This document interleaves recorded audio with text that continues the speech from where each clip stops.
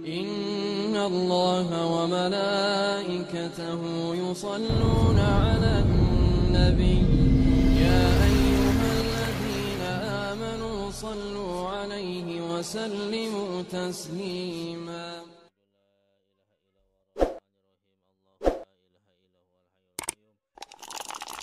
Preview.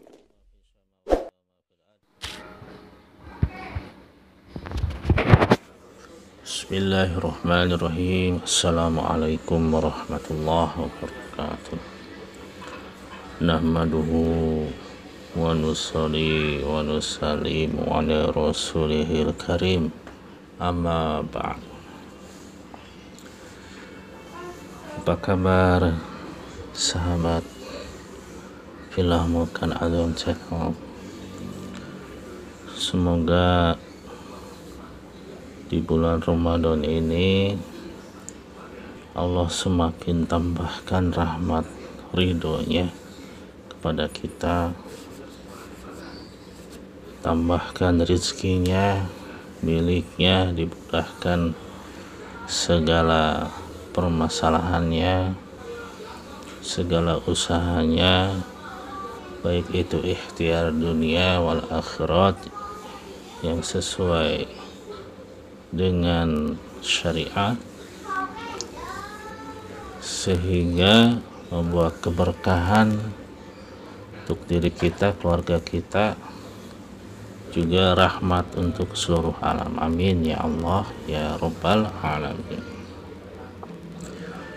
Pada kesempatan ini, sahabat Fillah Mulkan Azam Channel, izinkan saya berbagi suatu ilmu Allah ya. Kalau kita lihat dalam hadis itu tentang puasa itu suatu ibadah yang memiliki keutamaan, sehingga puasa ini atau ibadah saum nilainya itu Allah yang akan memberikan ganjaran kepadanya secara langsung. Mengapa? Karena telah meninggalkan hawa nafsu, makan dan minumnya karenaku. Ini dalam hadis qudsi riwayat versi lain dari Sahih Muslim dari Abu Hurairah radhiyallahu anhu. Ya. Namun dalam hadis lainnya dikatakan banyak orang yang melakukan saum, melakukan puasa, tapi hanya mendapatkan lapar dan dahaga. Juga diterangkan dalam hadis lainnya banyak orang yang melakukan tahajud, melakukan sholat malam, namun hanya mendapatkan lelah dan ngantuk. Semoga Allah lindungi kita dari perkara-perkara yang demikian.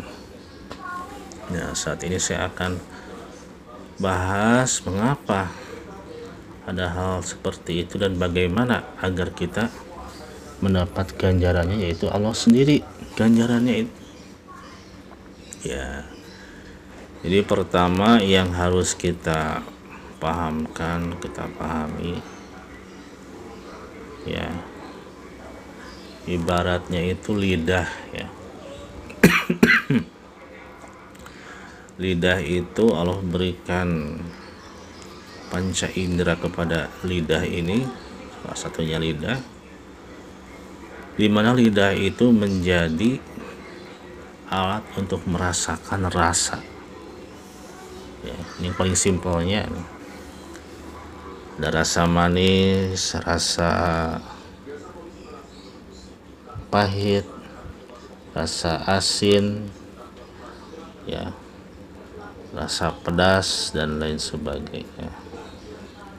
Lidah tempat merasakan rasa-rasa yang ada menempel dari lidah tersebut, dan jasad secara keseluruhan merasakan nikmat dari rasa tersebut ya. itu adalah kenyataan zahirnya atau kenyataan syariat, sehingga lidah ketika merasakan manis, otak mengetahui bentuknya manis tidak tahu, namun itu pasti adalah gula. Ya, begitupun badan yang lainnya membenarkan bahwa itu adalah gula, walaupun kita sebetulnya bisa aja itu gulanya gula buatan, bukan gula asli. Hakikatnya seperti itu.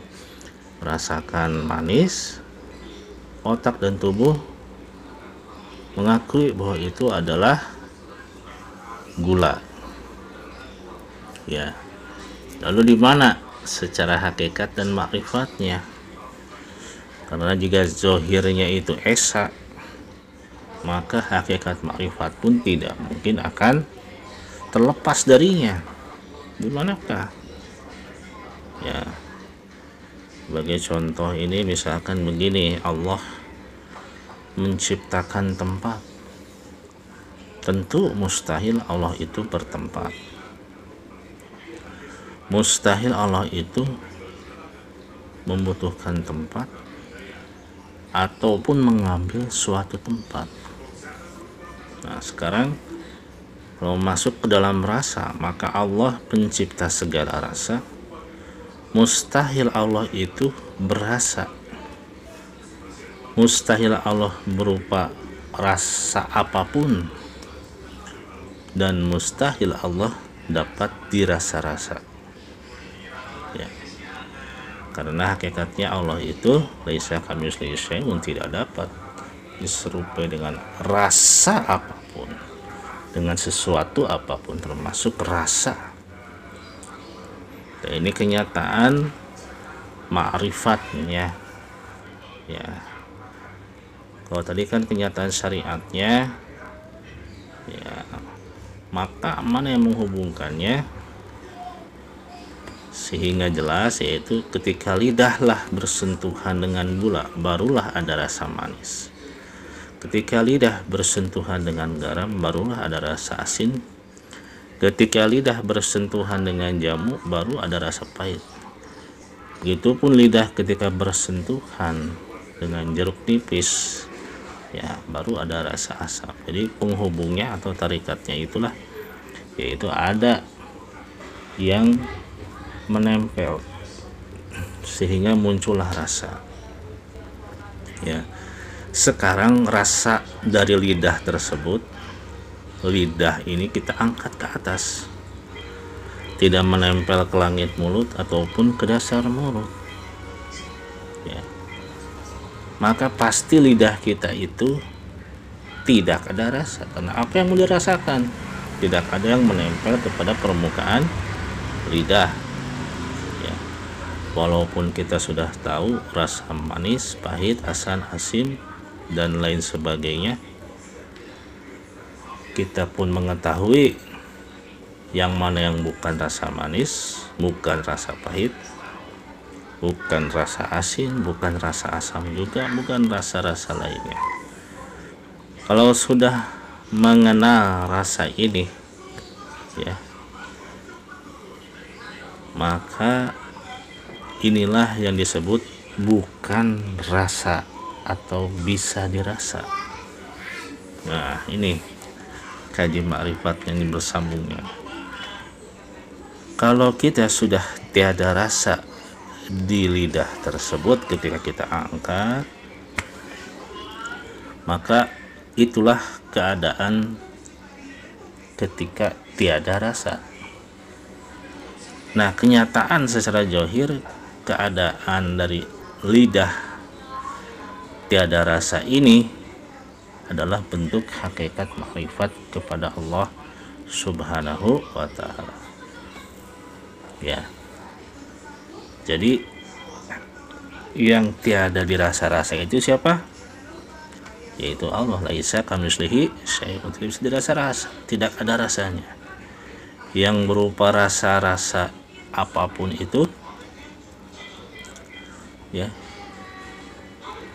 yang berupa rasa-rasa itu adalah ketika kita merasakan secara zahir. Ya. Tapi ketika yang bukan ada rasa itu adalah hakikatnya sudah pasti adalah Allah, ya. Maka ketika kita tiada ada rasa,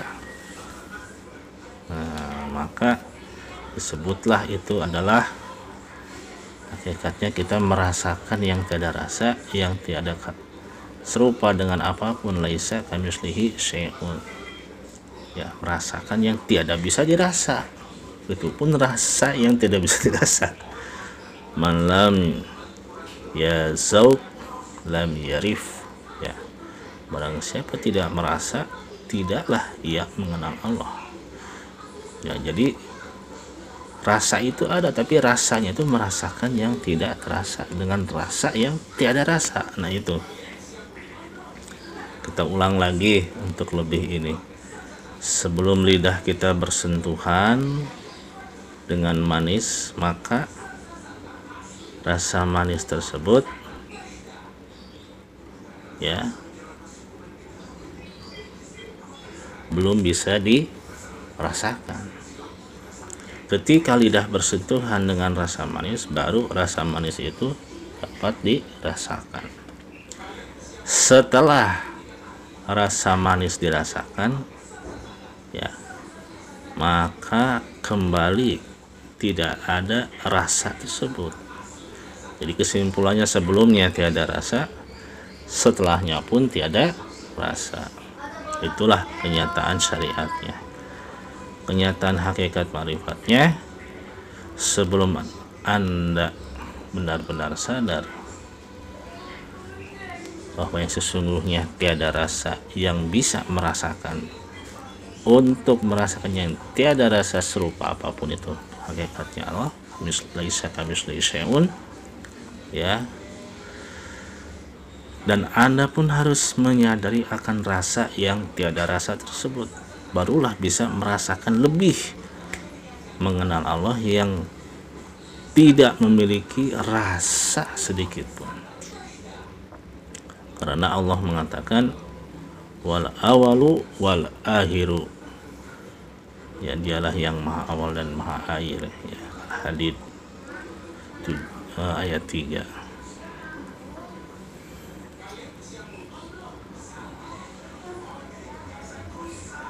Awalnya tiada memandang Tuhan itu memiliki rasa.